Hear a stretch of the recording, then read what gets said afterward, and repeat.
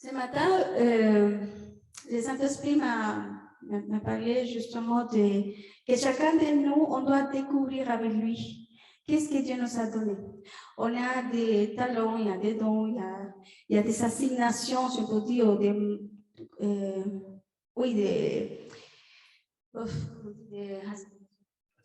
des assignations, je peux dire, précises pour chacun de nous. Donc, des fois, on ne sait pas c'est quelle notre partie du mouvement du Saint-Esprit, c'est où on est où? Où est ma place? Où est ma place, exactement. Il y a trois choses qui m'ont interpellée justement quand je regardais ça. C'est qui nous définit? C'est qui nous définit? J'ai bien dit. Qu'est-ce qui nous définit? Voilà. Est-ce que ça m'a fait pareil? Je fais ça. C'est le monde, c'est notre travail, c'est mon père, c'est qui? Et des fois, on voit sur l'histoire de la parole, il y a plein de choses qu'on peut vraiment... C'est notre père, en théorie, c'est notre père que nous doit définir, normalement. Mais si on n'a pas l'intimité avec lui, finalement, ce qu'on a plus intime, c'est ça ce qui me définit. Mais continuellement, Dieu nous avait parlé pendant le jeûne, nous avait parlé de talents, de dons, tout ce qu'on a gardé, mais on a laissé à côté. Mais il y a trois choses qu'on peut choisir. Ça veut dire qu'on peut utiliser ça pour édifier le royaume. On peut utiliser ça simplement, ces dons pour m'édifier à moi-même, parce que je suis fort, parce que je suis bien, et je commence à donner tout pour moi. Ou simplement, je suis négligent et je ne fais rien. Il y a trois choses qu'on peut choisir. Mais l'Esprit de Dieu toujours est là. Il est là toujours pour nous pousser, pour nous parler, pour nous dire attention, parce que lui, il sait vraiment ce qu'est notre Père, c'est ce que notre papa veut qu'on fasse. Et on avait parlé la dernière fois, avant le week-end des bannières, on avait parlé de l'intégralité.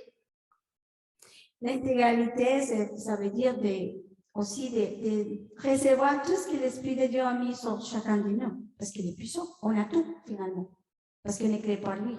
En ce moment qu'on est né dans l'Esprit, dit qu'on est né de là-haut, et là-haut il y a tout. Donc, des fois, c'est nous-mêmes qui mettons le frein à nous-mêmes, à le Saint-Esprit plutôt, d'arrêter ce que Dieu veut pour nous. Et là, je pense que chacun de nous, il y a des listes qu'on peut mettre devant pour dire je ne peux pas parce que blablabla. Mais justement, quand on a parlé de les 5 dynamiques, parce que aux sensibilités, aux rivières du Saint-Esprit, comme vous voulez l'appeler, parce qu'une chose, c'est le ministère et l'appel de chacun. C'est très différent. L'autre chose, c'est comment chacun de nous, on doit développer ces 5 rivières de Ephésiens 4, qui en avait parlé du pasteur évangélique, tout ça. Si je répète ça, parce que je pense, je me rappelle d'Eduardo, il dit, je sais que je répète beaucoup la même chose, mais des fois, il faut entendre, après, on le reçoit, et après, on l'établit.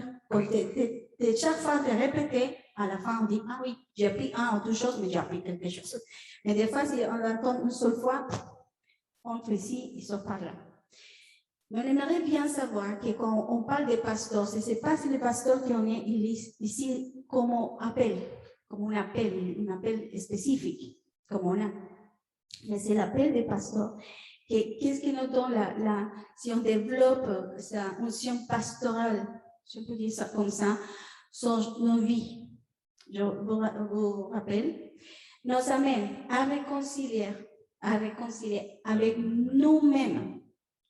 Il y a la réconciliation de savoir qu'il y a une paternité en moi, et la paternité, c'est mon papa, parce que je le découvre.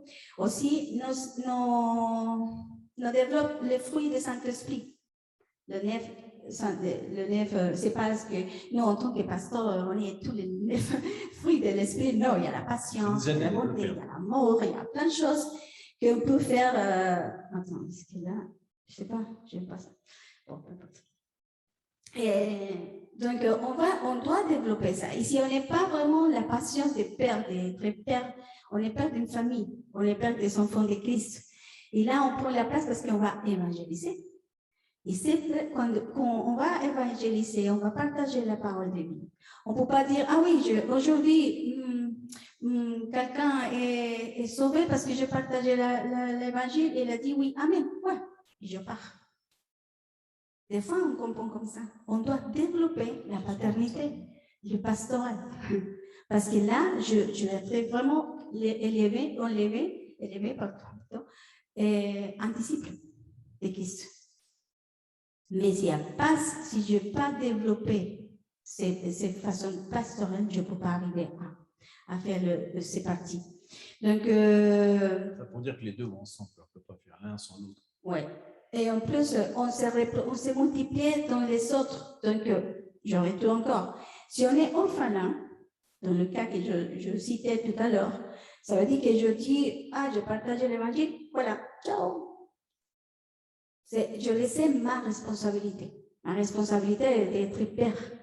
Ça veut dire de donner la paternité, de multiplier la paternité. Mais si je le fais comme ça, je partage l'évangile, au revoir. Qu'est-ce que je vais laisser à ses disciples? L'orphelinat. Être orphelin. Être orphelin. Parce que je n'ai pas le temps, parce que j'ai la patience, tout ce qui a fruit d'esprit.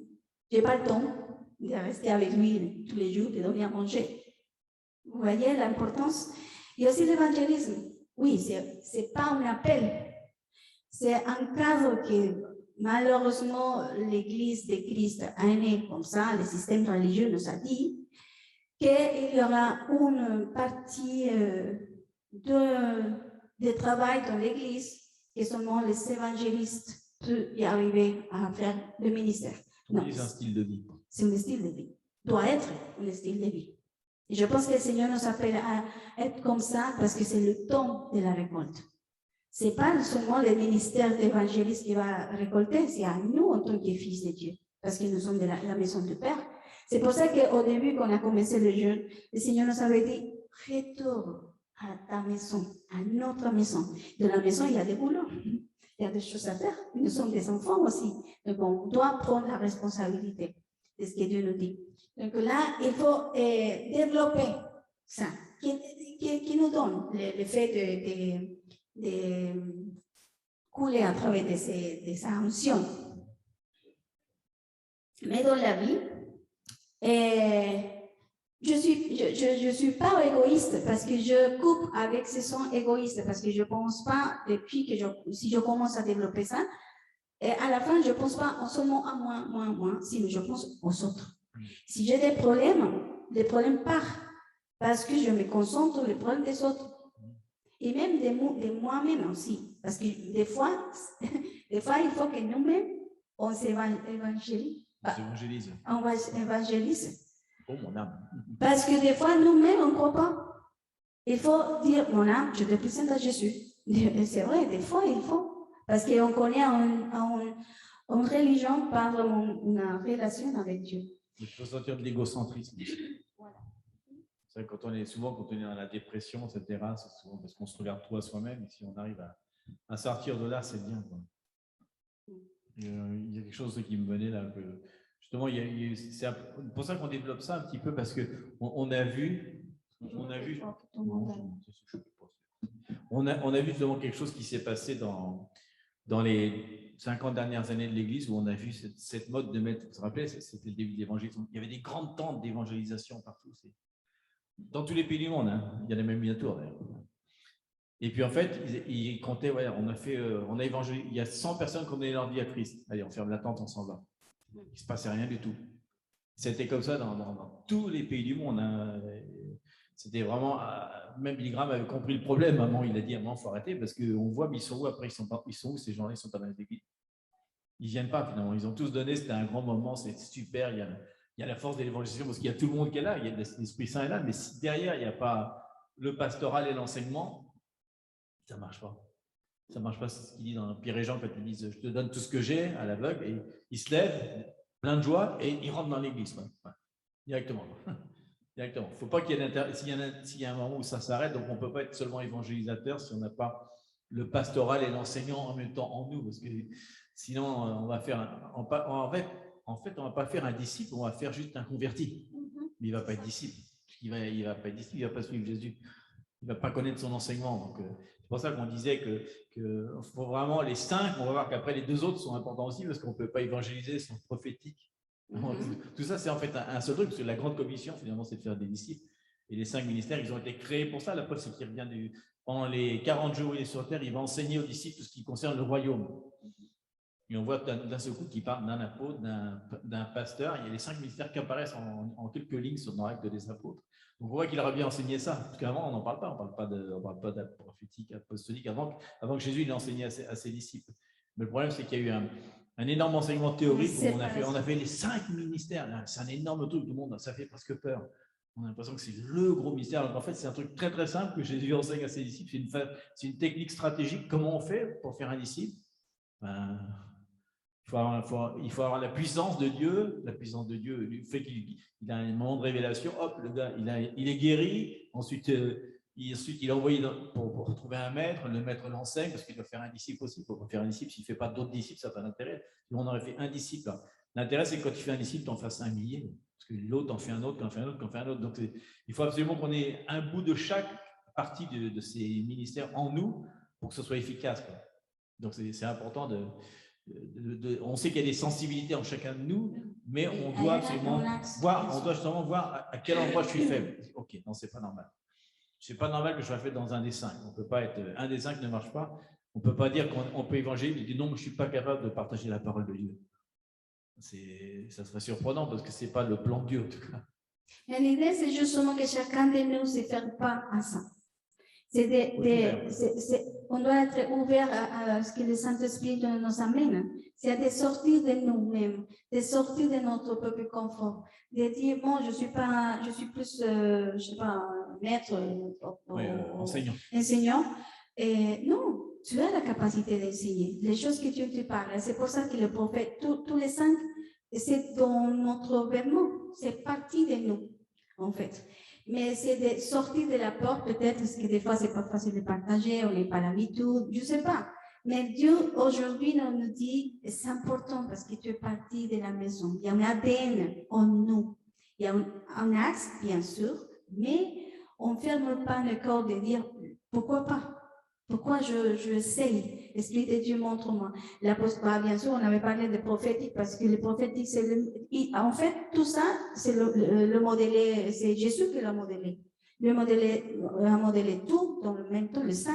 Parce que le prophétique est sur lui, parce qu'il regardait, il parlait à papa tous les jours. Il montrait le ciel, il montrait les choses. C'est pour ça que quand il s'approchait à les gens, il évangélisait d'une façon claire, parce qu'avant de dire c'est qui les voyants, elle les montrait la réponse. Et là, seulement pour venir à travers de l'onction prophétique. C'est la seule façon d'être prophète. Mais je parle encore, je répète, il n'y a pas de confusion, s'il vous plaît.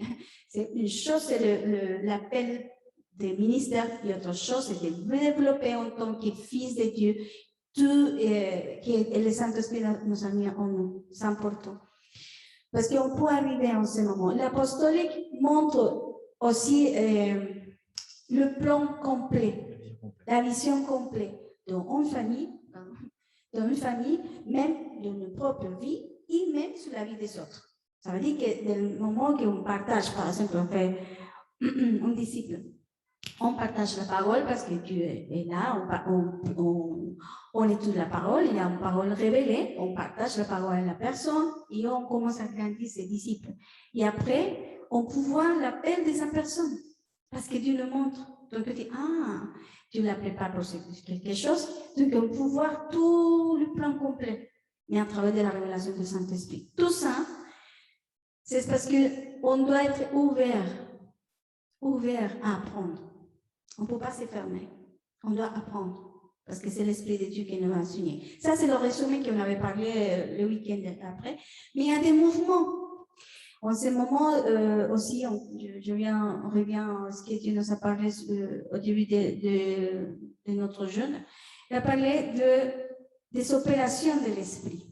En tout le temps, si on regarde l'histoire de la parole, il y a des puissances, il y a des opérations qu'il y a des personnes aussi qu'on parle, mais aussi l'Esprit de Dieu, selon la volonté, selon le plan, selon ce que Dieu va faire à un endroit, même en nous. Il y a comme une opération que l'Esprit de Dieu commence à faire. On ne va pas développer ça parce que vraiment c'est profond de développer, mais simplement je vais citer. C'est le feu, le torrent d'eau, le vent et la paix qui parle de la parole. Et c'est tranche de paix qui fait une tranche au milieu de nous qui s'attraverse de la parole. Mais des fois, c'est tout en même temps. C'est le mouvement. Des fois, c'est le feu parce que Dieu va brûler en nous. Comment est-ce qu'on opère ces mouvements de l'esprit? Déjà, on sait que le feu a lieu à Pentecôte. Le feu a venu, donc ça veut dire la puissance de Dieu. Et c'est déjà tout ça, les quatre, c'est en nous parce que c'est le Saint-Esprit qui habite en nous. Donc, c'est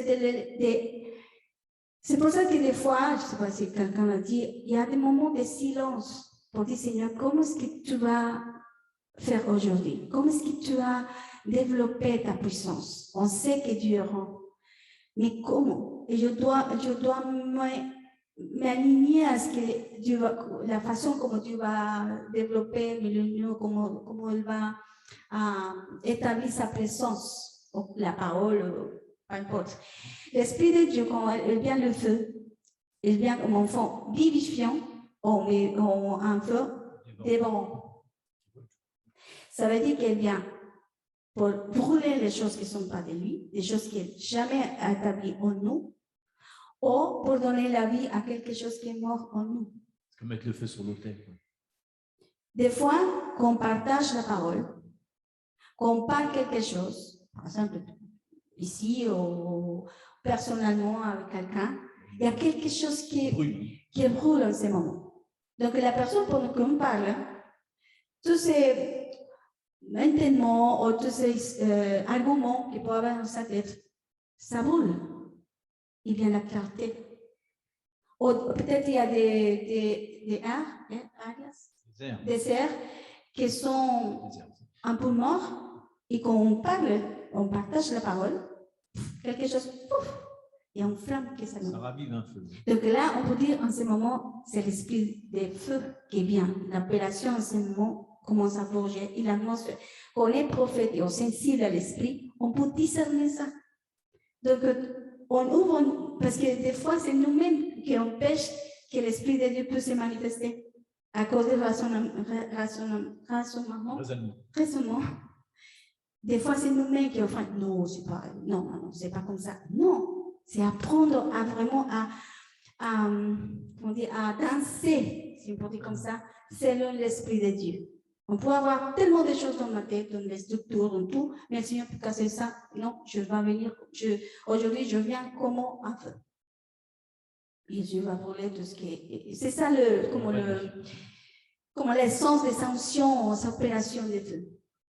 L'esprit des vents, on a vu dans le moment des prières aussi, comment on voit un tournant des moments avant-hier, je crois, c'est Christian avant-hier, je ne sais pas, actuellement, qui ont senti vraiment ces mouvements dans la prière.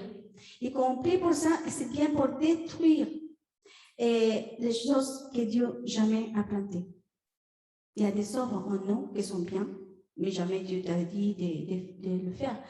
Et aussi, nous donne la capacité, en Jérémie 1:10, qui dit, regarde, j'ai établi ce jour des nations et sur les royaumes pour rejeter et pour démolir et pour détruire et pour arracher, démolir, détruire, renverser.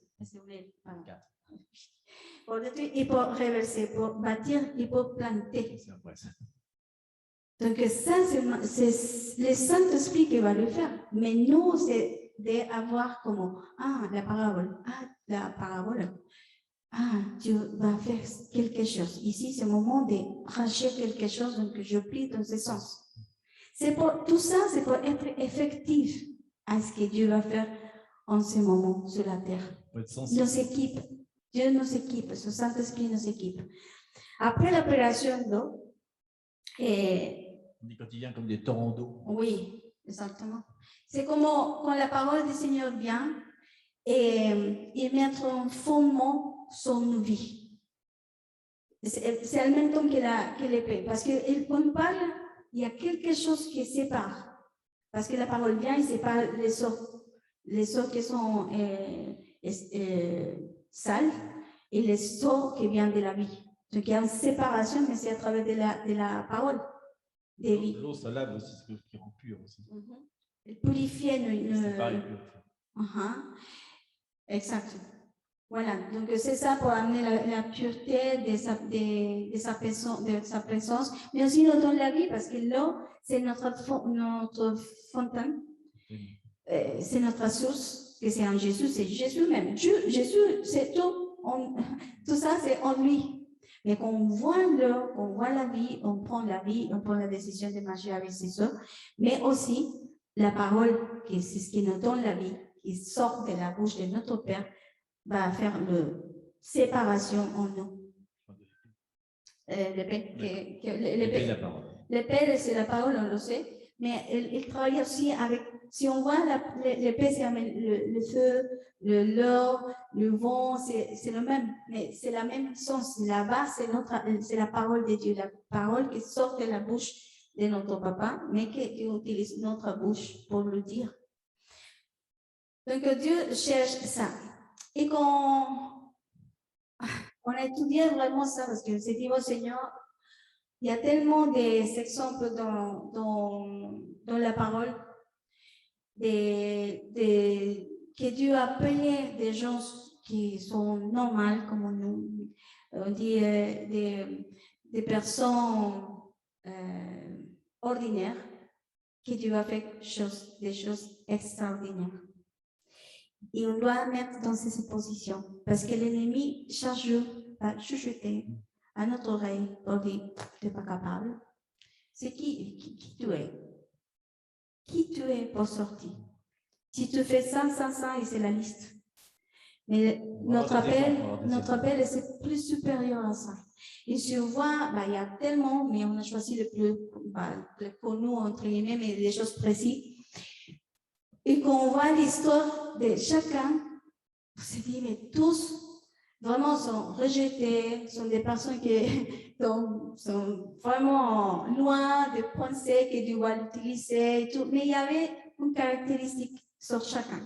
Et là, ce qu'on va partager justement, et déjà, oui. Le titre de l'enseignement, c'était découvrir le stratège qui est en nous.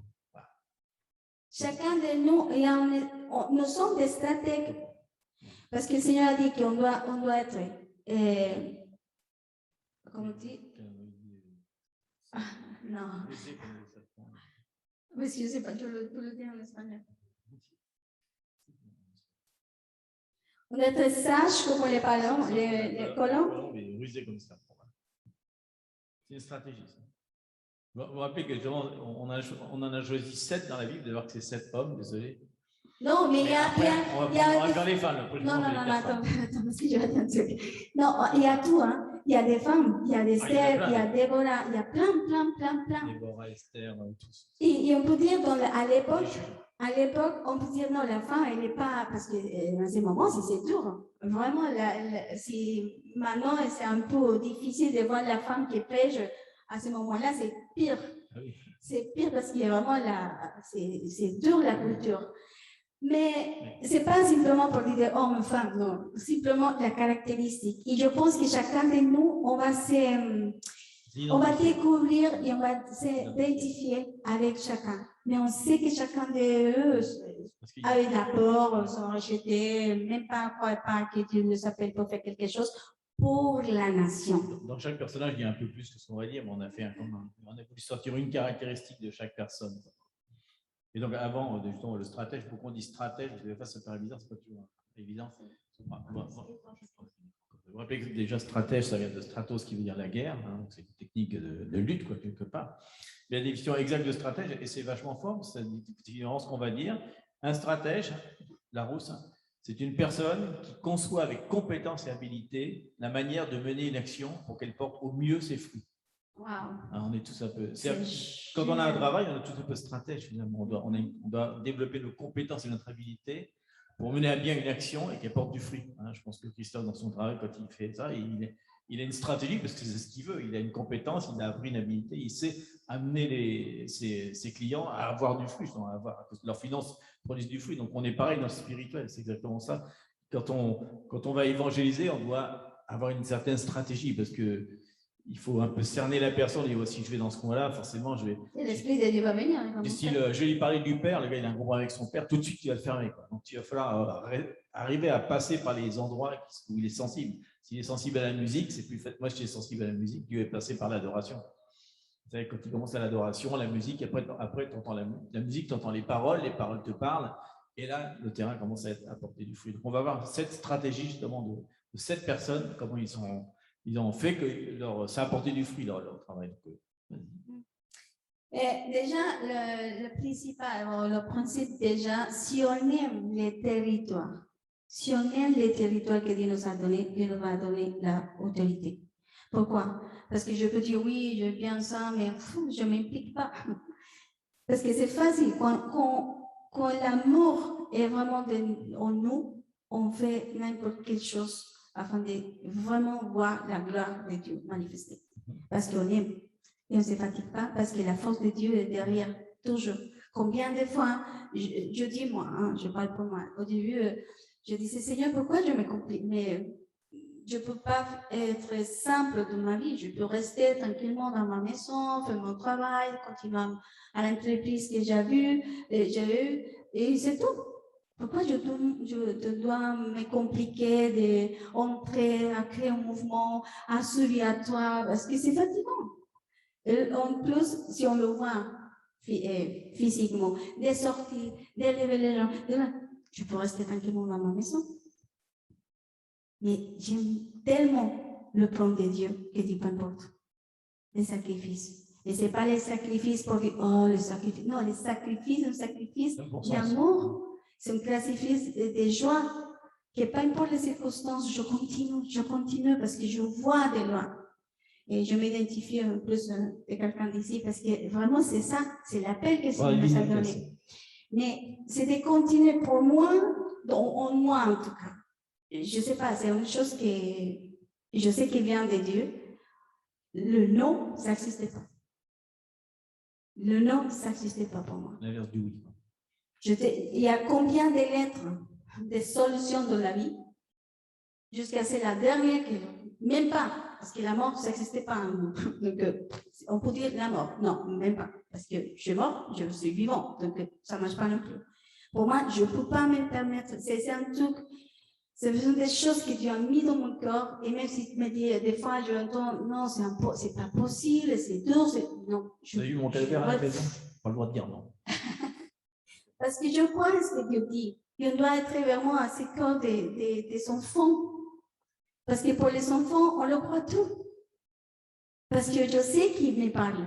Parce que c'est pour ça qu'on fait toujours l'axe d'entrer dans l'intimité de Dieu. Parce que j'entends de Dieu.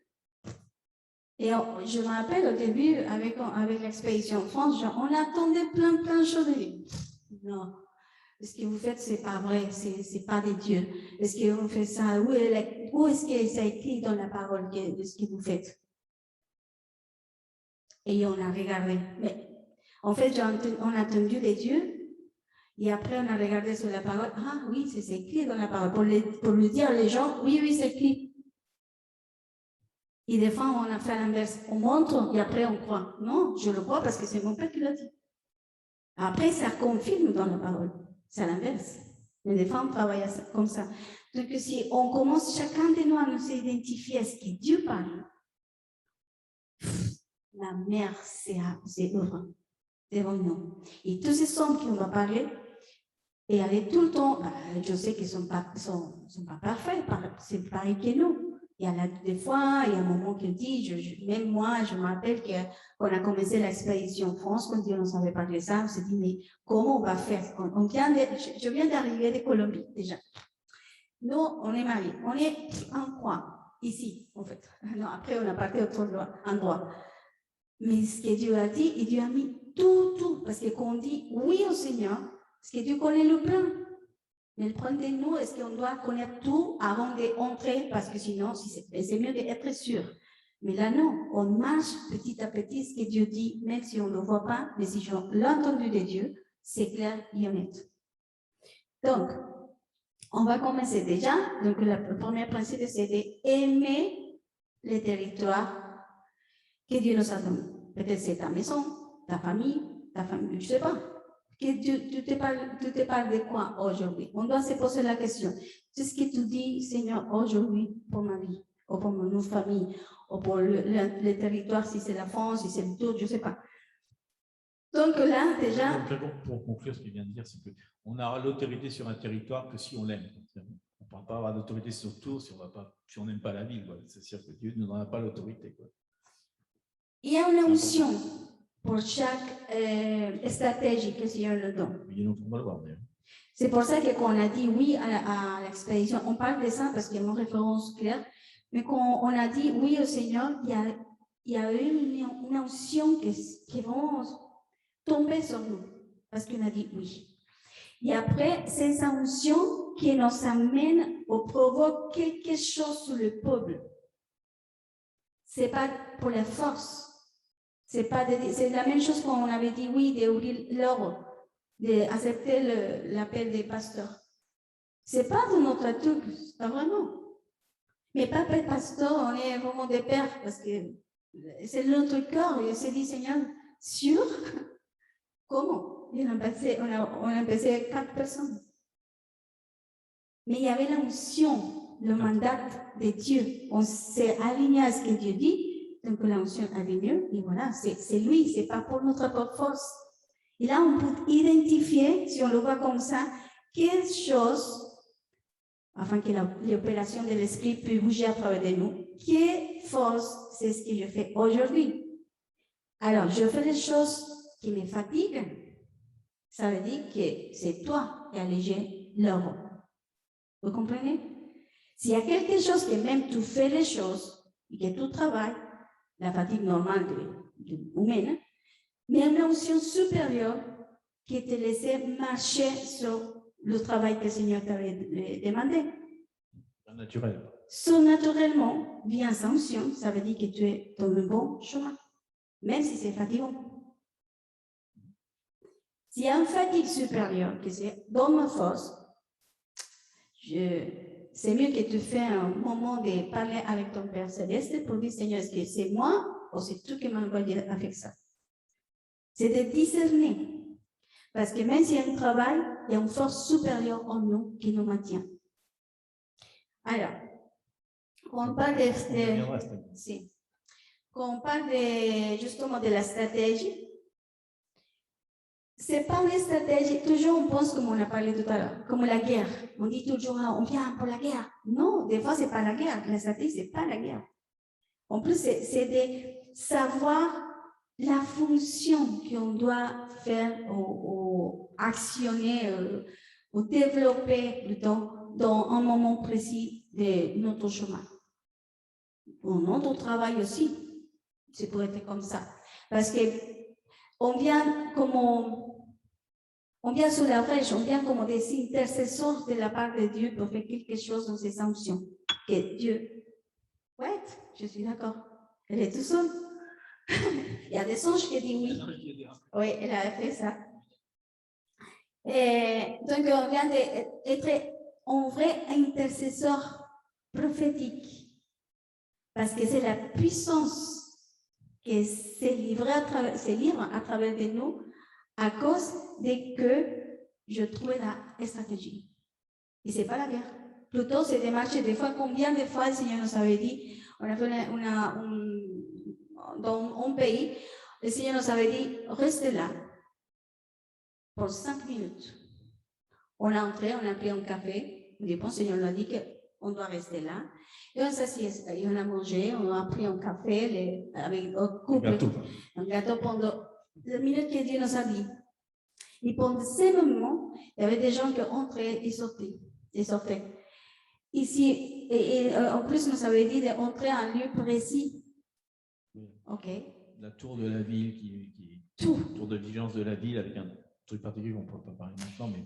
Et on n'a pas prié, on n'a fait pas la guerre, Non. on n'a fait rien. Simplement, on a pris un café. Le seul truc, c'est c'est impossible de se garer dans cette ville-là, incroyable.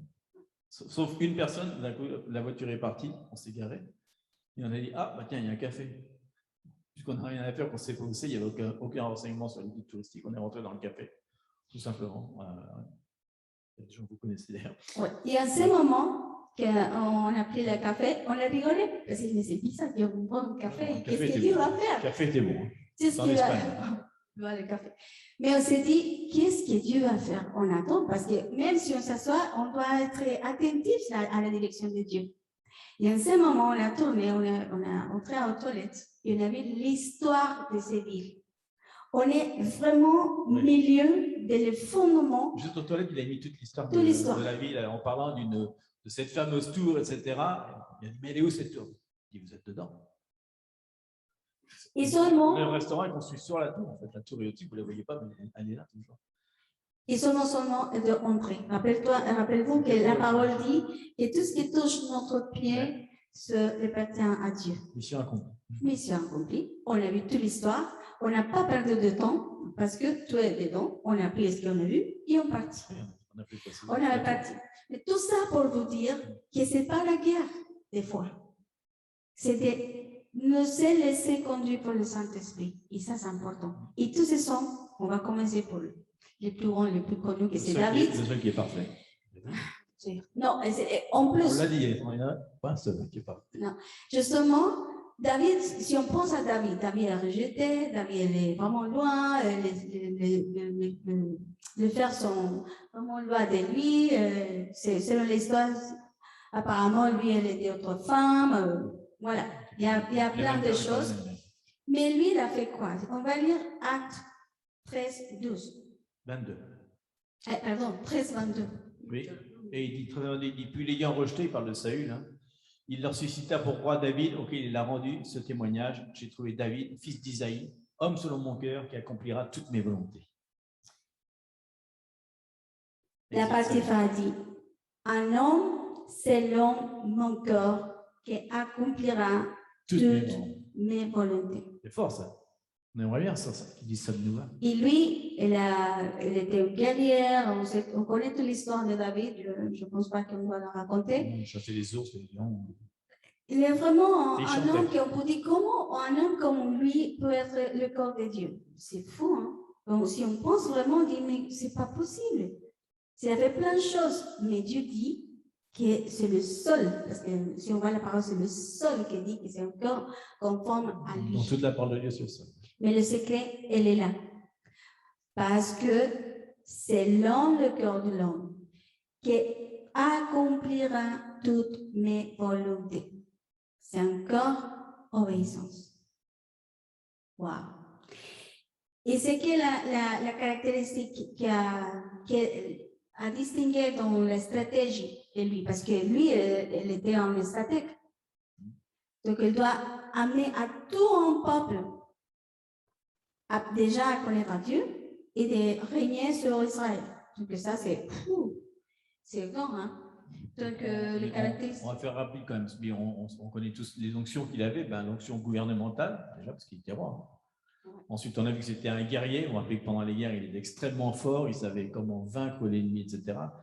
Déjà, il avait la victoire parce qu'il confiait en Dieu. Il demandait déjà à Dieu ce qu'il doit faire, etc. Mais il avait cette onction de guerrier. Ensuite, on a vu qu'il avait un cœur conforme à Dieu. Vous savez aussi qu'il était un super adorateur, que quand Saül était dans la misère, il amenait cette personne qui avait une onction avec lui. Donc déjà, il avait quelque chose de particulier. C'est ça, d'ailleurs, je pense qu'il parle quand il parle du cœur. Et l'autre chose, c'était la présence de Dieu. Parce que c'est le premier à avoir pris l'Arche d'Alliance, à avoir eu vraiment ce cœur pour l'Arche d'Alliance, même si à un moment, il y a eu un problème, il en a eu peur.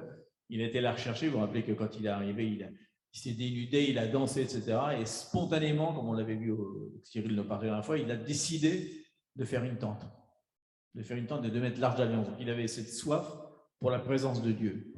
Donc, c'est puissant, parce qu'il est gouvernemental, guerrier, adorateur, fou de la présence de Dieu. Ça fait quand même un gros poids. Donc, c'était Le tabernacle, en fait, il l'a improvisé. Hein. On voit qu'il n'a pas reçu de Dieu. À aucun moment, on voit que Dieu lui dit faire une tente, etc. Non. Il décide, pour faire plaisir à Dieu, de la mettre là au milieu de son peuple. Voilà.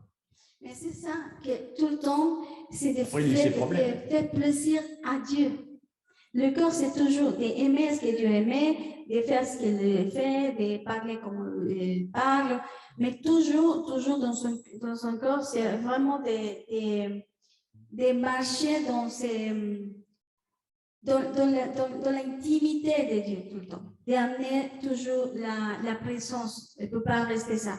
Mais ce type de stratégie, ou les personnes qui sont comme ça, nous aident à connecter la présence de Dieu avec le peuple. Ce n'est pas de tirer l'attention sur soi-même. David jamais dit, regarde-moi, je suis le roi. Non, toujours, c'est vraiment le Seigneur, il parle, si on voit tous les sons, tout ce qu'il parle, et vraiment, il est amoureux de Dieu, et même, il n'est pas un homme parfait. Il a fait plein de choses qui ne sont pas conformes. Bah, si on le voit naturellement, ce n'est pas vraiment ce qu'il voulait. Il n'était pas parfait, mais il a demandé pardon. Oui. Il n'a pas fait dans le secret, il en a fait un psaume pour que tout le monde puisse le lire. Devant tout le monde, il a vraiment reconnu sa faute. Quoi. Donc, une onction mélangée avec une stratégie. Déjà, il aimait aussi ce que Dieu aime. Et puis, il voulait vraiment avoir la présence de Dieu 24 heures sur 24, 7 jours sur 7. La fameuse tente qu'il a fait, qu'on dit que ça va être restauré. C'est marrant, c'est pas surprenant qu'ils disent qu'il ne veut pas rétablir le tabernacle de Moïse ou le tabernacle de Salomon, il veut faire le tabernacle de David. Parce que celui-là, c'est vraiment. C'est celui qui est simple, qu'il a inspiré, quoi, quelqu'un de. Donc il préfère finalement quelque chose que l'homme a construit, quelque chose que lui avait donné à faire à quelqu'un. C'est surprenant. Hein. Il décide, j'aime bien ça, parce que ça vient du cœur. Quoi. Ici, il y a une perle. Dans ces personnages, il y a une perle. Le Seigneur a dit qu'il va construire le tabernacle, un dernier moment, le tabernacle de David. Pourquoi il n'a pas choisi de Moïse, choisi de David? Pourquoi? Parce que c'est nous, et que nos cœurs soient conformes à lui. Mais comment? Avec l'obéissance. Pour faire la volonté de Dieu. Des fois, il y a des choses qui ne font pas la volonté de Dieu parce que ça ne me plaît pas. Mais Dieu veut, parce qu'il connaît le plan, il connaît la vérité, il connaît tout. Donc, on marche dans ce sens de...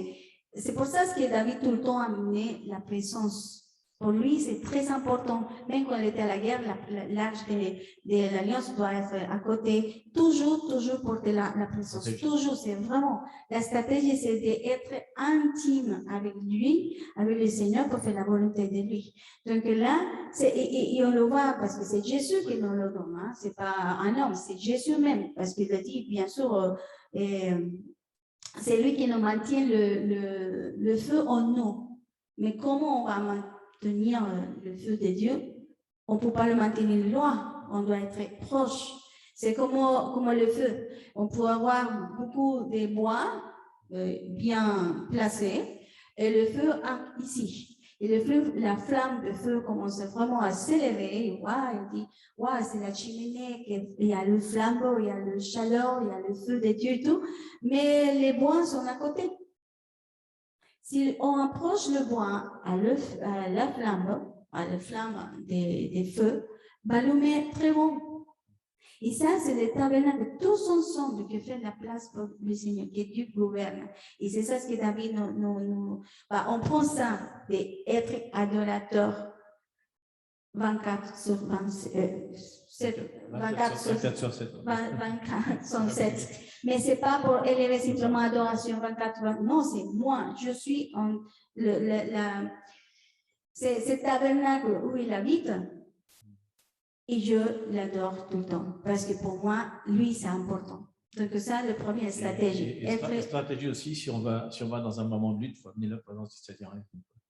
Qu'il soit devant nous. On dit, je suis toujours devant vous dans une lutte. Donc si on va lutter contre quelque chose, qu'on aura lutté contre des choses, des fois, même, par exemple, tu peux aller lutter dans une école, parce qu'il y a des choses qui ont été enseignées, tu vas à la lutte carrément avec l'ennemi, il faut amener la présence de Dieu avec toi. Ça veut dire victoire. Quand on a vu ça, c'est bien la stratégie, parce qu'elle disait tout le temps, elle cherchait tout le temps honorer à Dieu. Honorer. Et tout ce qu'il a fait, elle donnait l'honneur et tout. C'est pour ça qu'elle était adorateur, parce qu'elle a donné tout ce qu'elle a fait. Après, on va passer à Josué. Josué 1, 6. Celui que tout le monde se répète sans arrêt quand il ne va pas bien. Sois fort et courageux. Oui, c'est toi qui donneras en partage à ce peuple le pays que j'ai promis à ses ancêtres. Bon, Josué, il a eu vraiment encouragé pour le Seigneur. Déjà, il a appris à se soumettre à le maître qui c'est Moïse. Donc, il a appris, c'est un peu la même chose qu'on voit en Élie et en Élisée. Pareil, c'est son mentor. Le mentor, toujours, c'est Moïse et tout. Mais il savait que c'est l'Esprit de Dieu. Ça représente l'intimité aussi de Père. La même chose, on vient de la même. L'intimité, mais aussi quand Dieu l'a dit, bon, c'est à toi d'y aller, c'est à toi d'amener ces peuples à la terre promise. J'imagine à Josué, chaque fois, quand je regardais ces passages, je dis, je pense qu'il a peur. Au même moment, on dit, waouh, c'est qui Moïse pour le peuple de Christ, pour le peuple d'Israël? Moïse, c'est pas n'importe qui. Et Dieu après dit, c'est à toi. Waouh, comment je vais arriver? En plus, il savait combien de personnes s'est plantées. Sont pleins, toujours, le désert, et supporter ça, je dirais. Il connaissait comment étaient les Hébreux, donc vraiment, en tout cas, je dis, oh là là, ouais. Je te remets un peu, tiens, je te donne les Hébreux. Oh, t'es sûr? Il faut toujours entendre se plaindre. Ils sont très rigides, ils sont non, jamais sont contents. Ils voulaient même tuer Moïse. Ils ont tué Moïse. Mais en tout cas, mais lui, il acceptait son appel. Donc, c'est sa caractéristique, c'est le courage. Il est courageux. Mais c'est pas pour son propre volonté. Hein. Il a entendu de la part de Dieu. Soyez courageux. Donc, fort et courageux. Fort et courageux. L'autre chose qu'il était, on sait, c'est pour ça qu'il lui dit, il est visionnaire. Il a une vision, il sait comment. On voit d'ailleurs tout le long de l'histoire, on va voir qu'il va. Rappelez qu'il va traverser le Jourdain, il va y avoir une stratégie pour le faire, parce qu'il a une vision. Ensuite, il dit, ok, c'est bon, il y a les circoncisions qu'on doit faire. Après Jéricho, il y a tout un truc. Il a vraiment une vision, une stratégie. Il se rappelle bien quand Caleb et Josué ils sont amenés à la terre promise. Les 10 ils ont dit non, mais là-bas, il y a blablabla. Mais lui, ça fixé seulement sur le fruit, sur la volonté, sur le but. Sur les fruits qu'ils avaient ramenés. Donc pour lui, c'est non. Oui, il y a des géants, mais on va manger. Il s'accrochait à ce que Caleb il a dit. On va manger comme on pain les ennemis. Parce que pour lui, la promesse, en fait, pour lui, il n'y a pas de mur. Les statues dans ces gens comme ça, là, pour nous identifier, c'est ce que déjà, il y a le couragement. On est visionnaire. De les visionnaires, ce n'est pas de la vision de nous-mêmes, sinon la vision que Dieu a donnée. Peu importe le mur qu'on doit traverser, on sait, on voit plus loin. On voit la victoire parce qu'on est à Dieu. Parce que Dieu, lui, même s'il est à côté de Moïse, il a vu les promesses, il a vu la victoire, il a vu tout ce que Dieu a fait pour le peuple de Dieu pendant qu'il a traversé le désert. Il l'a vu. Donc, pour lui, la foi, et pour lui, elle est très claire, c'est qui est Dieu. Alors, donc déjà, on doit avoir la vision. On est visionnaire. Et la stratégie, c'est de marcher, comment on dit, des voies, c'est pas de voir les murs, sinon à traverser le mur, il voit la terre promise, en toutes les circonstances de nous. C'est important quand on parle de voir, d'essayer de vous identifier. Hein. Oui. Est-ce que je suis comme ça? Est-ce que je suis plutôt David? Est-ce que je suis plutôt Josué? Donc là, il n'y a pas une grosse différence, mais on va voir après que c'est un peu plus différent.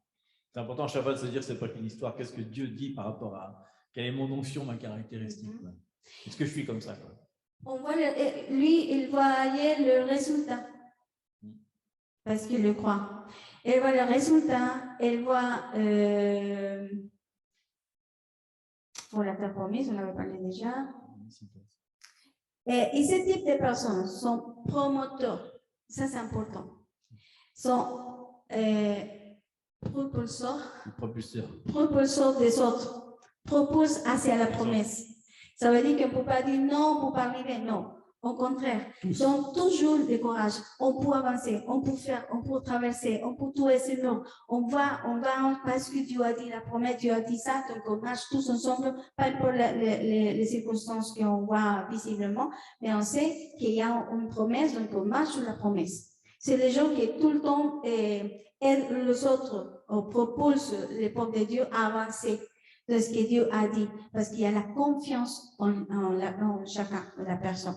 Et ils sont obéissants à la parole prophétique. C'est important. On voit qu'il obéit en fait à une parole prophétique de Dieu, parce qu'il avait déjà dit avant, même à Moïse, il avait dit « Je vous donne la terre ». Et malgré tout, on voit qu'il est fait passer par le désert, parce qu'ils n'obéissent pas à cette promesse. Lui, si, il va obéir à cette promesse-là. Donc on voit qu'ils obéissent à la promesse de Dieu. On a vu qu'ils étaient forts, audacieux, persévérants. Donc ça c'est important. Et on peut dire que c'est les pionniers, parce qu'il a vraiment ouvert la voie. Hein. C'est la première personne qui rentre dans la terre promise. Quand même.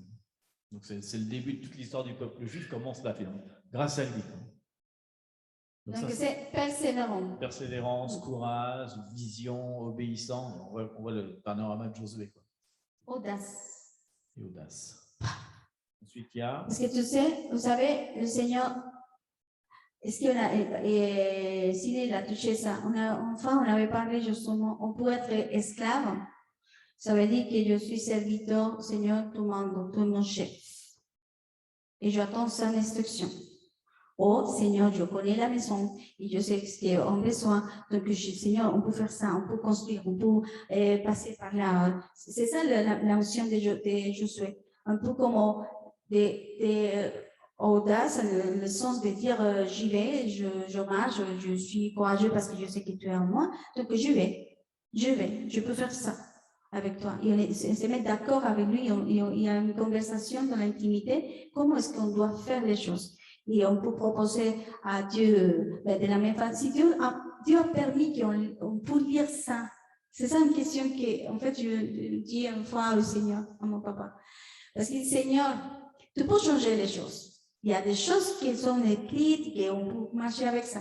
Mais combien de fois, il y a deux fois, je crois, que Moïse a demandé à Dieu, dit, Seigneur, tu ne peux pas tuer les gens. Comment on peut parler à Dieu comme ça, toi? Vous voyez ça? Mais ça veut dire que si Dieu permet qu'on peut lire ça, c'est que nous aussi, Seigneur, tu ne peux pas mettre que les gens sont comme ça. Lève-toi, Seigneur, fais quelque chose. Il y a une conversation avec lui, il y a une intimité. C'est pour ça qu'on doit s'asseoir à la table de Père. On est dans la maison, déjà on doit penser, je suis serviteur, ou je suis un enfant avec mes responsabilités, parce que je sers, parce que je sais qu'il est mon papa. Parce que c'est ma maison. Il était rigolo, qu'est-ce qu'ils vont penser de toi, Seigneur? Manipuler un peu quand même. Non, mais il y a des raisons. Mais ça veut dire qu'il pensait en fait à l'honneur de Dieu. Qu'est-ce qu'ils vont penser de toi quand même? Oui. Mais parce que pense sur l'honneur, c'est pas pour nous-mêmes. Mais qu'est-ce qu'ils vont penser de toi, tes copains? En fait, si on voit tous, c'est des onction qui va bouger dans ces temps comme on lit. L'onction de Josué, on doit être vraiment courageux pour amener un peuple à l'église qui s'élève et qui marche sur les promesses de Dieu. On doit avoir un David qui marche selon le cœur de Dieu, selon la volonté pour faire les plans de Dieu et la présence accrochée et amener le peuple à lui. Et on continue comme Joseph. Joseph. Il faut aussi Joseph. C'est parti aussi de cette. Et on va juste dire un passage, Joseph 39, 1 à 4, dans Genèse, bien sûr, Genèse 39, 1 à 4.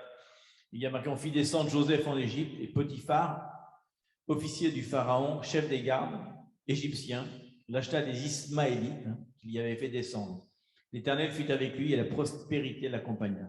Il habitait dans la maison de son maître l'Égyptien, et son maître vit que l'Éternel était avec lui, que l'Éternel faisait prospérer entre ses mains tout ce qu'il entreprenait. Joseph trouva grâce aux yeux de son maître qu'il employait à son service, l'établit sur sa maison et lui confia tout ce qu'il possédait. Déjà, Joseph, mais tout en ce pouvoir pour produire.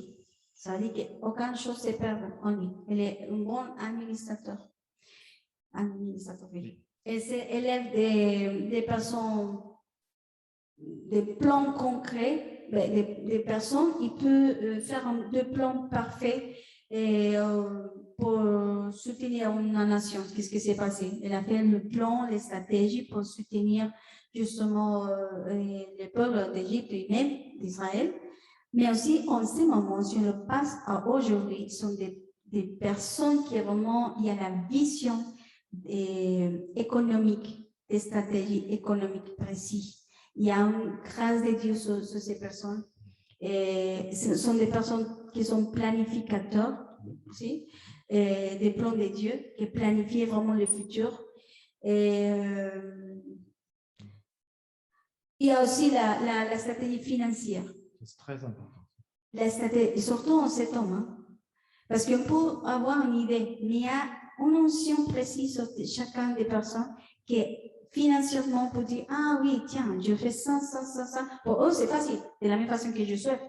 Mais là, si on voit Joseph, l'histoire de Joseph avec ses frères, on connaît toute l'histoire, mais pour lui, toujours a eu une opportunité pour chaque processus qu'il a eu.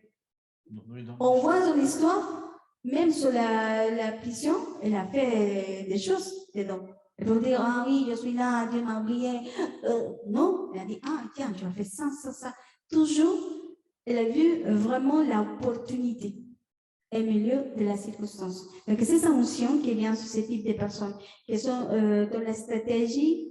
En espagnol, il y a je pense qu'en français aussi, dans la mer qui est revuelta, la mer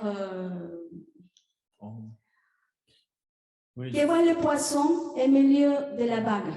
Oui, mais les poissons au milieu des vagues, ça.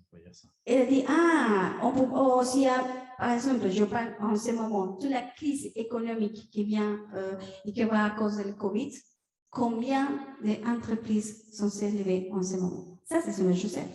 Ce sont des sanctions de Joseph. Se sont élevés en ce moment. Sont élevés en ce moment. Je vais regarder le cours de la bourse. Il y a beaucoup d'entreprises et d'entrepreneurs qui sont en train de faire plein. Parce que c'est l'onction. C'est sa onction de Joseph. Il voit les choses comme une opportunité. Il va dire, oh oui, le pays est mal. Hein. Oh, je ne sais pas comment faire. Non, lui, c'est l'onction de l'homme. Vous imaginez si nous, en tant que fils de Dieu, on peut voir ces onction et de développer ça, pas simplement va aider de la même façon que je souhaite. C'est pas simplement va aider la nation comme telle, sinon le peuple de Dieu. C'est ce qu'il fait. Quand il est vachement, il a des Égyptiens, ce qui n'est pas très une, mais aussi son peuple. Vous voyez, double onction. Et c'est vraiment là, ce qu'il disait quand Jésus dit qu'il donne 5 talents qui en produisent 10. C'est vraiment ça. C'est vraiment l'onction de. En fait, multiplication. En fait, voilà, il multipliait ça. Ça. Donc c'est une question de fécondité. Oui. Et ce qu'on voit, si on regarde un peu l'histoire plus loin, on voit qu'il a avec Potiphar, qui était le chef des gardes, en fait, celui qui décapitait les gens, ça veut dire. Et on voit vraiment qu'il se met dans les hauts lieux, quoi. Il va se mettre en relation avec les personnes qui ont de l'influence. C'est quelqu'un aussi qui a cette onction-là de savoir voir les bonnes personnes qui sont dans les yeux d'influence, ils savent les reconnaître. Ils se mettent avec eux parce qu'ils savent qu'ils vont faire prospérer. Et on voit que ce n'est pas une prospérité personnelle, hein, Joseph. On voit qu'il n'a pas fait la prospérité. Quand il a fait ça, d'ailleurs, il a voulu bénir ses frères qui l'avaient jeté, carrément, qui l'avaient enfermé. Il les fait venir carrément pour les bénir. C'est vraiment, on voit le caractère de Joseph, c'est quand même spécial. Hein, c'est quand même vraiment, on voit que c'est le père de la nation. Parce que non seulement il a cette onction-là, il sait reconnaître les bonnes personnes. Et les gens, d'ailleurs, ils voient cette onction-là. Hein, ils disent, ah, Dieu est avec lui. Hein. Et du coup, comme ils voient que Dieu est avec lui, ils ne disent pas l'argent est avec lui, ils disent que Dieu est avec lui, qu'il ça prospérait. Donc, même l'Égyptien, il reconnaît que ce n'est pas Joseph qui prospère, c'est que le Dieu qui est en Joseph qui prospère. Donc, il dit, oh, c'est un Dieu de prospérité. Et on sait, un Dieu dit qu'il est un Dieu de prospérité, un Dieu qui donne en abondance. D'un seul coup, il va donner l'abondance au peuple égyptien et israélien, alors que c'est des Ismaéliens qui l'ont vendu.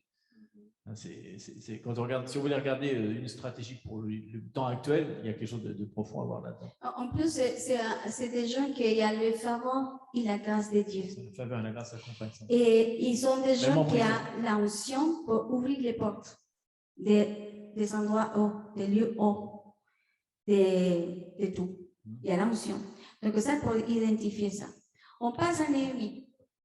Hein? Oui. Néhémie, on va aller plus vite parce que la Néhémie, c'est les constructeurs, on connaît déjà, mais aussi Dieu nous appelle à être constructeurs de son peuple, de construire la maison du Père. Mais chacun de nous, on est des pierres vivantes. Mais il y a une onction spécifique pour ces personnes qui sont appelées à construire la maison du Père, la maison des familles. Et la onction, en fait, on va lire Néhémie 2, de 2 à 5. Je ne sais pas si on va le lire. Le début dessus, bon, si tu veux. Si on va le on lit, allez, j'ai eu Néhémie 2 de 5. Vous vous rappelez que c'est un des chansons qui goûte le vin pour pas que le roi soit intoxiqué. Avant, le roi me dit, pourquoi as-tu mauvais visage? Tu n'es pourtant pas malade, ça ne peut pas être un chagrin de cœur. Je fus saisi d'une grande crainte. Pourquoi il dit ça? Parce qu'il était interdit à quelqu'un qui servait le roi de parler au roi. C'était coupable de mort. Hein. On n'a pas le droit. Il devait toujours sourire et être gai et donner le main. À partir du moment où tu n'étais pas là, la loi disait que tu étais décapité sur place. Hein. Donc il est saisi. Je suis saisi d'une grande crainte. Il répondit au roi que le roi vive éternellement. Comment n'aurais-je pas mauvais visage lorsque la ville où sont les sépulcres de mes pères est détruite et que ses portes sont consumées par le feu? Et le roi me dit, que demandes-tu? Je priai le Dieu des cieux et je répondis au roi, si le roi trouve bon et si ton serviteur lui est agréable, envoie-moi vers Juda, vers la ville des sépulcres de mes pères, pour que je la rebâtisse. Ce sont des gens qui ont la fonction de construire et restaurer. Il y a une notion de restauration. Et on voit qui aide à les autres. Pas importe les circonstances, parce qu'il y a des moments que, malgré tout ce qu'il a fait, il y a des voix comme Tobias, je sais pas, Tobias et les Sambalat, et le troisième, oui, je l'écris là, parce que Get, je sais pas en français comment c'est dit. Les trois qui sont toujours dans le juge de dire non, sont le péché de construire. Ils n'ont pas le courage pour avancer. Mais eux sont vraiment toujours avec l'épée et avec la vision, en même temps travail. Construire et élève les personnes. On peut dire qu'ils sont des gens réparatrices. Et on a une notion réparatrice dans ces gens. La notion de pas oublier les choses, les détails, les autres. C'est pas pour nous-mêmes, sinon pour donner la parole précise, pour rappeler qu'est-ce que Dieu a dit, pour construire ensemble, parce qu'on voit la pierre vivante de l'autre, la pierre détaillée qui peut mettre dans la maison de Dieu. Donc il y a ce courage d'avancer par rapport à la voix de l'ennemi. Il est aussi bien planificateur quand même, parce qu'au quotidien, on fait telle porte, tel truc, tel mur, etc. Il voit les choses. Donc, on voit déjà qu'ils résistent aux pressions, parce qu'ils sont restés vraiment à des pressions énormes. Ils commencent par le roi déjà, ensuite ils commencent par les gens de son propre peuple qui ne veulent pas que ça se construise. Et on voit aussi qu'ils sont déterminés. Il y a une détermination. Et on voit justement à un moment que c'est important, on voit qu'il ne met pas son temps sur les choses sans importance. Il va dire, ok, non, ce là c'est pas grave, mais ça, oui, c'est fondamental dans la vie, on va faire ça. Donc, ils ont aussi l'ordre d'importance. C'est une notion vraiment particulière d'être constructeur, persistant, de savoir résister aux pressions, comme ils construisaient en même temps qu'ils se défendaient. C'est puissant quand même comme onction. Hein. Et on va le laisser jusqu'à là, parce qu'il y a il y a 3 plus, donc, parce que c'est tard déjà. Mais le plus important, il y a 3, et on a vu combien? 4. Oh, ça, il y a 4. Déjà, la notion que je pense que David, on doit être tous, mais non, il y a une notion précise de rester, de rire, d'amener tous à ton peuple à régner, à appeler à la notion d'être proche du Seigneur. La deuxième, c'est d'amener le peuple à la victoire. À la victoire aussi, de régner, de savoir que Dieu est le centre, d'élever un peuple, vraiment dans le sens d'être sensible à la volonté de Dieu. Et encore, le corps, je pense que c'est ça qu'on doit restaurer tous, c'est notre propre tabernacle, afin que nous puissions vraiment donner le centre de notre vie, notre âme à Dieu et de faire sa volonté. Mais il y a une notion générale, une notion coopérative, oui, plus grande pour les peuples. Et l'autre aussi, c'est Josué, qui est déterminante aussi, qui marche, qui a pas de visionnaire, qui marche sur les promesses de Dieu, qui tout on voit, c'est ce que Dieu dit. Elle ne voit pas les géants, elle ne voit pas les murs, elle voit la victoire de Dieu tout le temps. Parce que persiste, persévère, persévère dans la commande, dans l'assignation que Dieu a donnée. Il y a des fatigues, mais il sait que Dieu le courage tous les jours, il donne la force. Joseph, il y a l'onction vraiment financière d'ouvrir les portes, c'est la grâce, le faveur de multiplier, de donner les stratégies financières pour le peuple pour être vraiment bien dans tous les termes, hein, tous les termes. C'est pas une simple habilité financière, c'est à obéir à ce que Dieu lui dit pour les finances. C'est l'administration. Dieu, qu'est-ce que tu veux pour les finances, comment tu veux. Il sait que son peuple a besoin de manger, quoi. Il n'est pas fou. Parce que ça pourrait être très spirituel, mais s'il y a une famine et que tout le monde meurt, ben, il va faire quoi? Donc, il sait, ça nous parle vraiment, c'est quelque chose de particulier pour ces temps-ci. Il s'est de planter aussi le royaume de Dieu, parce que ce n'est pas la façon égyptienne, c'est d'établir le royaume. Parce que finalement, il établit le royaume de Dieu, les stratégies pour amener à l'administration de tout le peuple, pour amener la unité, même si les Égyptiens profitent de ça, mais on voit dans le monde qu'on peut discerner ça et on dit, ah oui, je peux établir le royaume dans le monde, au milieu des pharaons, mais aussi j'amène pour le royaume de Dieu au peuple. Mais c'est en même temps, il y a la grâce de Pharaon pour multiplier les choses. Il est mis des constructeurs. Il construit ce qui est cassé. Mais surtout. C'est bien, j'aime bien aussi parce qu'il est triste, il dit, mon peuple est détruit, ma ville est détruite, l'endroit où Dieu vit est détruit. Quoi. Il y a ce cœur de tristesse, il veut reconstruire absolument. C'est puissant aussi, parce qu'en ce moment, on est dans un temps où il faut reconstruire des choses aussi. Il y a plein de choses qui se sont effondrées. Et dans le peuple de Dieu, il y a plein de choses qui sont effondrées, on a envie de reconstruire. Quoi. Il y a quelque chose qui m'interpelle surtout en Néhémie, qu'elle a réparé la porte des brebis. Donc, ça, la onction. C'est la première qu'il construit. C'est la première qu'il a construite. Donc, quand on voit ces jeunes de Néhémie avec sa onction, répare sa relation. Il y a une onction réparatrice entre le peuple de Dieu et le Père. Il y a une porte qui construit vraiment l'amour entre le Père et les enfants de Dieu qui sont éloignés, qui sont loin, pardon, de Dieu. Et bien sa onction de donner. De dire, peu importe ce que tu entends, peu importe ce que tu dis, que tu es comme tu es, mais on va réparer sa relation entre toi et Jésus. Et là, c'est la première porte qu'il a réparée. Et je pense que ça, on besoin aujourd'hui, parce qu'il y a beaucoup de peuples de Dieu qui sont sortis. Donc, on doit vraiment réparer et amener à restaurer. En fait, c'est le ministère de Jésus. Si on voit tout ça, c'est en Jésus. On voit tout ça, c'est en lui. Mais il y a une onction particulière chez chacun de nous. Donc là, c'est intéressant de découvrir, Seigneur, si je suis ce stratège, aide-moi à trouver l'essence.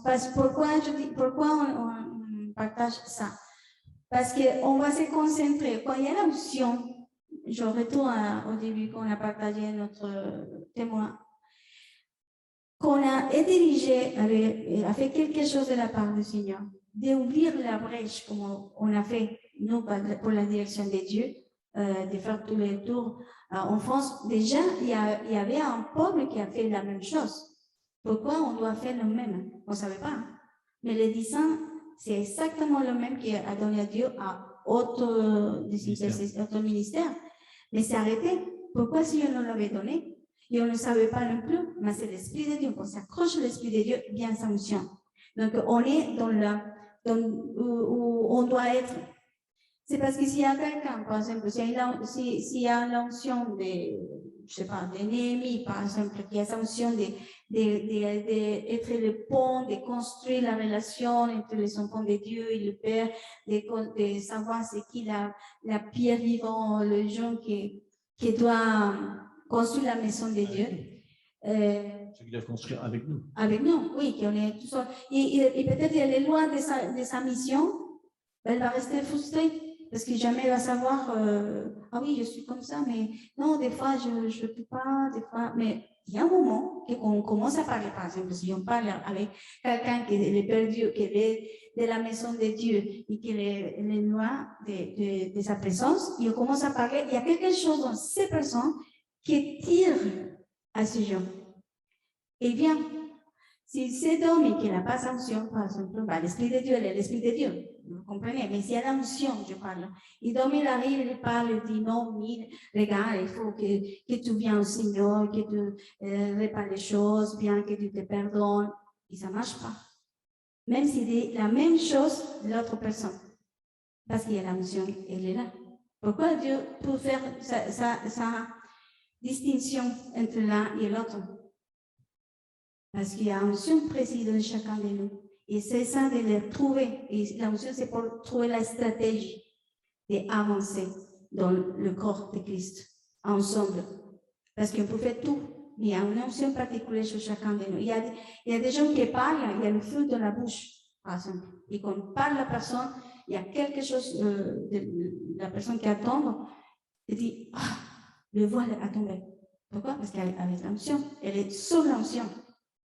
Et on sait quand on est dans l'onction ou pas. On sait quand l'onction est, on est, comme dit un pasteur qu'on connaît, dans le tapis du Saint-Esprit, qu'on sait que l'onction est là parce on sait que ce n'est pas nous qui a une chose forte qui sort derrière de nous, qui fait qu'il y a une réponse en face de nous. Donc c'est pour ça, pour être effectif. Et Dieu nous amène à découvrir ça pour être effectif pour les royaumes. Il ne faut pas perdre le temps. C'était dit, Seigneur. Et cherche les 4 ans. Hein? Vous pouvez continuer.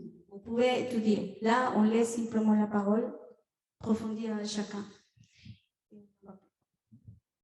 Donc, ça met un peu la barre haute, l'intégralité, hein, les 5 ministères, les 4 visages desquels il faut tous les avoir aussi, l'esprit qui vient comme le feu, le vent, le torrent d'eau, etc., plus une stratégie pour que ça soit effectif. Donc, tout ça, en fait, ça parle de comment on peut agir, quoi, finalement, avec notre vie, c'est tout ça.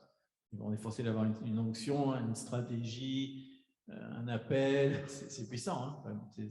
C'est bien de voir que, comme quoi, des fois, on utilise souvent que le Nouveau Testament et on voit les perles qu'il y a dans l'Ancien Testament, parce que tous sont... Rappelez que toutes ces personnes-là parlent de Jésus. David, c'est déjà une image de Jésus. Josué, c'en est une. Joseph, c'en est une. Néhémie, c'en est une. Tout ce qu'on va parler, à chaque fois, ce sont des choses que Jésus a complétées complètement en lui. Et si on veut être vraiment comme Jésus, en fait, on doit être un peu de tout ça, finalement. C'est puissant, même s'il y a, comme on disait, il y a un sujet, pas d'emphase, mais un endroit où on est plus fort. Donc, on va prier. On va prier, on va fermer ici. Oui. On va donner vraiment... Parce que je sais que le Saint-Esprit nous équipe. C'est un moment d'équipement, d'être attentif à son cœur, à ce que Dieu nous donne en ces temps comme celui-ci. Avec toi, Seigneur, pour découvrir, Seigneur, qu'est-ce que tu nous as donné. Tu nous as donné des outils, on a les dons, on a les talents, il y a tout ce que tu nous as donné.